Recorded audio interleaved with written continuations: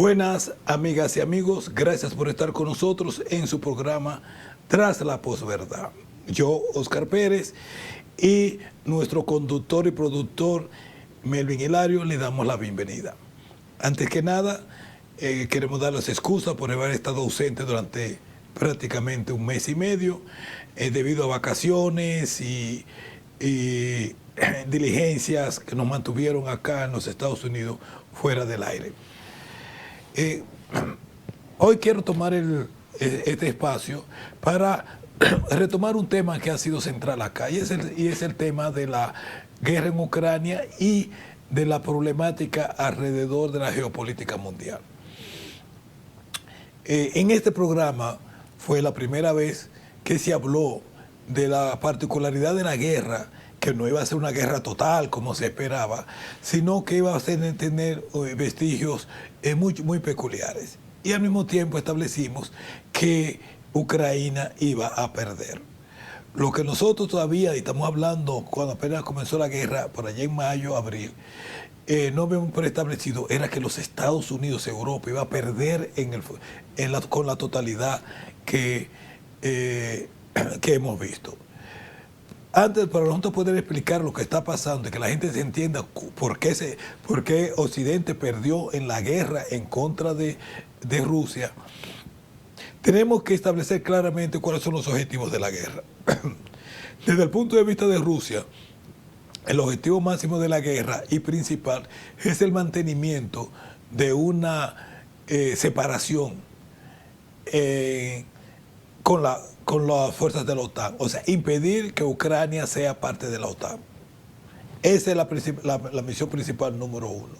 Y que eso sea de forma permanente, o sea, que la constitución de Ucrania sea cambiado para de manera tal de que Ucrania sea un país neutral y que no se pueda utilizar Ucrania como plataforma para atacar a Rusia. Esa era la intención de Rusia al iniciarse la guerra.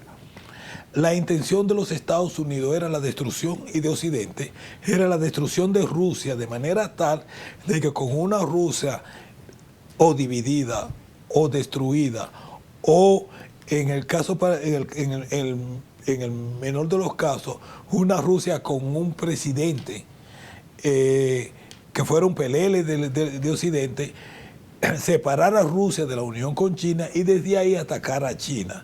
Destruir a China para mantener la hegemonía de los Estados Unidos y de Occidente sobre todo lo que tiene que ver con la economía y con todo lo que se hace a nivel mundial.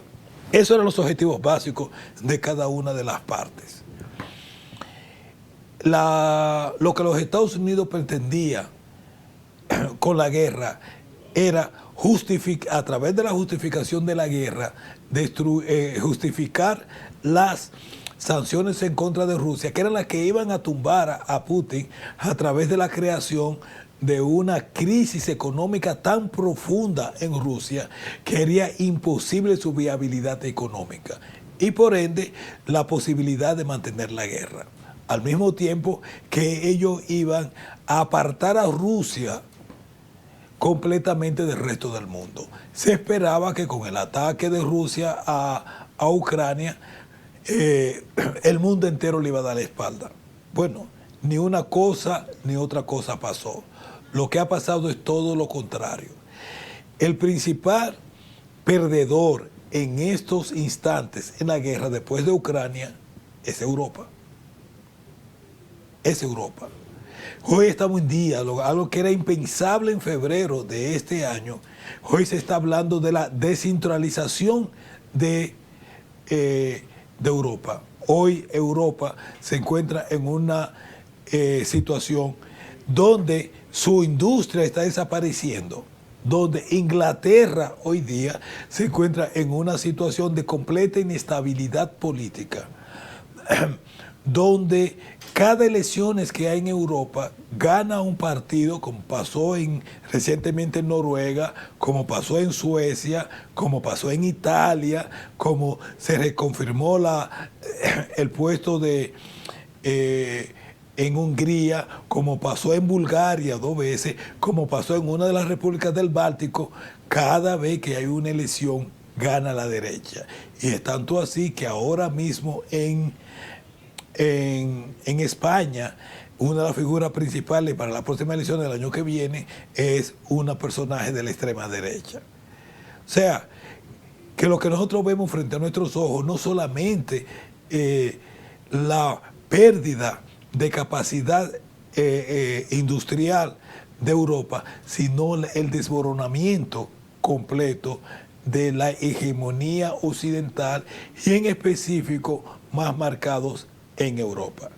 En el caso particularmente de los Estados Unidos, debido a sus riquezas y debido al hecho de que le está vendiendo el gas y el petróleo que anteriormente los rusos le vendían a Europa a 3 veces su precio, los Estados Unidos a corto plazo está obteniendo ganancias económicas. Aparte de eso, está vendiendo una enorme cantidad de armamento, pero se lo está vendiendo a Ucrania. O sea que se están vendiendo a sí mismos. Pero a mediano plazo es indudable que la hegemonía de los Estados Unidos ha terminado. 2 aspectos básicos. La visita del secretario general del Partido Comunista a Arabia Saudita, Xi Jinping, donde comienza el derrumbe del petrodólar y comienza el nacimiento del petroyuan. Porque China ha decidido que sus transacciones de productos de energía, tanto en gas como en petróleo, la van a hacer en yuan y no en dólares o en euros, básicamente en dólares. Lo que significa la muerte del petrodólar. Aparte de eso, el BRICS, que había dejado de tener la importancia que tenía después del triunfo de Bolsonaro en Brasil, ha recogido fuerza de manera tal que hoy día hay 23 países, entre los cuales se encuentra Arabia Saudita e Irán, para ser miembros del grupo de los BRICS. El grupo de los BRICS, esos 4 países que se formó, que fue en el 2009, que intentó surgir como bloque opositor al G7 dominado por los Estados Unidos, formado por Brasil, Rusia, India, China y Corea del Sur. Hoy están en la lista para ser ingresados al BRICS 23 países, entre los que se encuentra Argentina, Arabia Saudita, Qatar, Irán y así sucesivamente.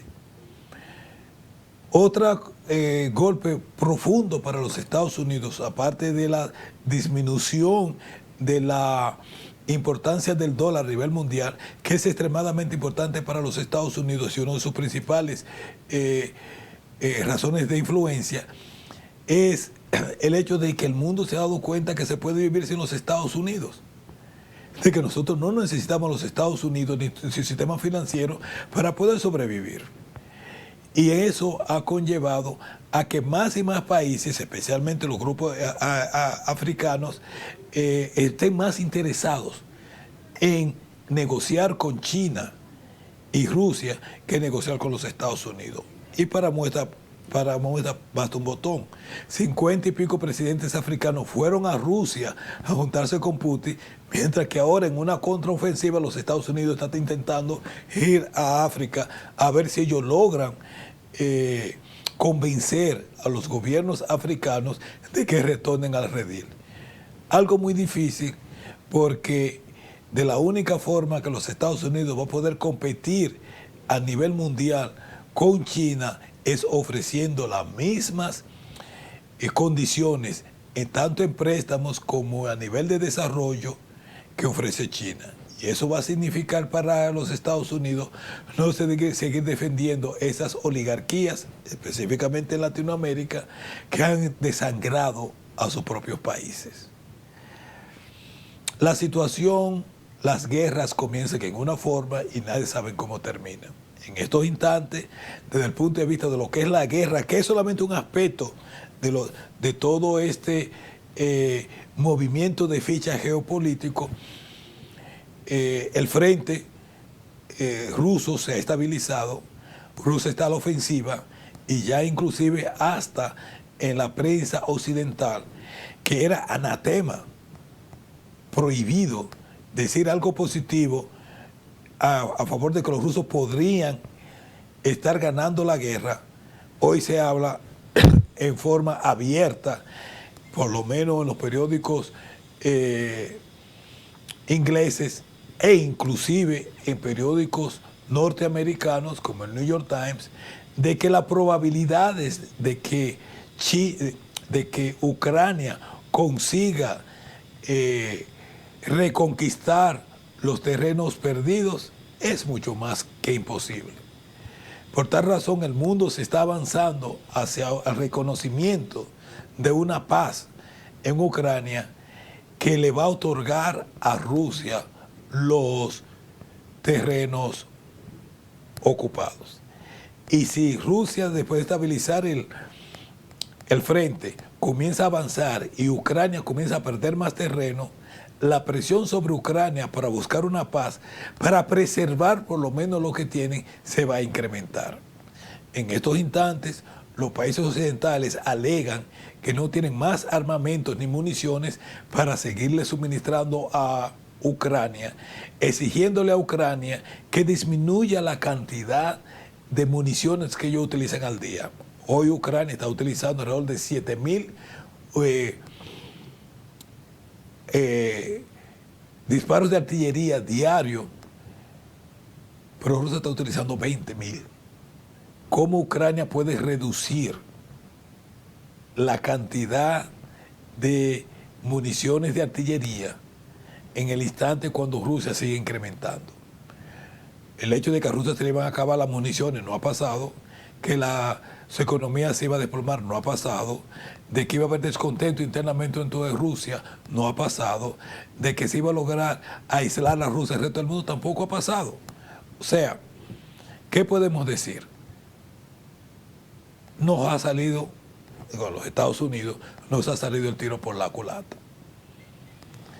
Vamos a ver, esperemos que en estos instantes comience un movimiento hacia la paz que disminuya o por lo menos que impida que más personas sigan muriendo. Porque en el caso de Ucrania, como estableció la propia presidenta de la Comunidad Europea, se han perdido más de 100,000 vidas de soldados.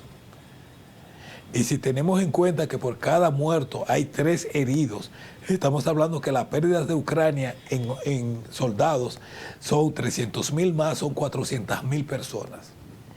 Y si establecemos las pérdidas de Rusia en función de lo que los propios ucranianos decían en el mes de septiembre, que por cada ruso habían 5 ucranianos, podemos decir que a esta altura del juego Rusia ha perdido entre 20 a 25,000 soldados muertos, y que si eso lo multiplicamos por 3, tenemos hablando de 75,000 heridos en la guerra. Por tanto, en términos de vidas humanas y de recursos materiales, la pobre Ucrania ha sido destruida. Y la pregunta es, ¿por qué y para qué? Gracias por su atención y será hasta la próxima. Y recuerde, por favor, darle a la campanita, suscribirse a nuestro programa y mandando sus comentarios. Gracias y hasta la próxima.